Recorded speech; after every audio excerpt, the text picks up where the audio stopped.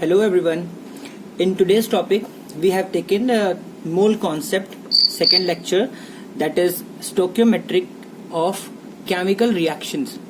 In this topic, we are going to study about, first of all, from the basics, that what are the chemical equations and what are the stoichiometric ratios and what are the stoichiometric coefficients, why chemical equations should be balanced, what information from that we get, and why it is required the chemical equations to be feasible.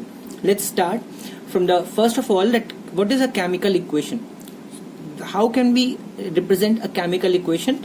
Basically, we have some reactants which give some products by any chemical reaction, which we represent in the form of the formulas and the molecule, in the formation of molecules and symbols of elements.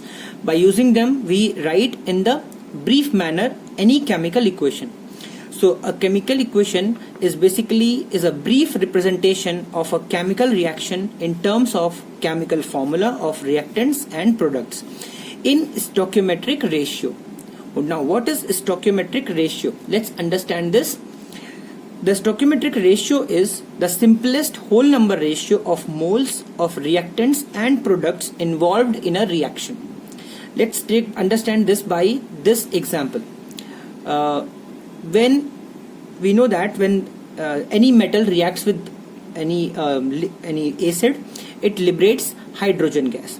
So here we take zinc granules. When they are treated with dilute hydrochloric acid, they produce zinc chloride and hydrogen gas is liberated. From this equation, you can see that only one molecule of zinc is reacting with two molecules of hydrochloric acid. One molecule of zinc chloride is produced and one molecule of hydrogen gas is liberated. This information we can write in the form of moles also. One molecule represents one mole also of the same element or compound. So here we can see that 1 mole of zinc is reacting with 2 moles of hydrochloric acid to give 1 mole of zinc chloride, and 1 mole of hydrogen gas is getting liberated. Now, in this reaction, here you can see this 1 number, 2 number, 1 number and 1 number. What these numbers are representing?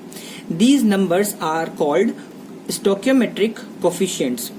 So what is an stoichiometric coefficient? The whole numbers representing the moles of reactants and products involved in any chemical reaction are called stoichiometric coefficients. So these numbers are the stoichiometric coefficients of this given equation. The next topic is the conditions necessary to be fulfilled by any chemical equation. What condition a chemical equation should be fulfilling? First, it should be consistent with the true chemical reaction under consideration. It means that any chemical equation which we are writing, that should be possible. You can say that should be possible in the given, in the given conditions, and it should take place. Like for example, this reaction, zinc and hydrochloric acid, when they react, they produce hydrogen gas and zinc chloride. If it is not getting produced, these products, then that reaction should not be considered as a feasible chemical equation. Second point, it should be molecular. Like here you can see we have the molecules of the reactants and products in the given reaction. It should be balanced also, means the number of atoms on the left hand side should be equal to the number of atoms of the same element on the right hand side. So these are the conditions which are necessary to be fulfilled by any chemical equation. The next topic is what are the informations which we get from any chemical equation. So the first point is it provides the whole number ratio of molecules of reactants and products.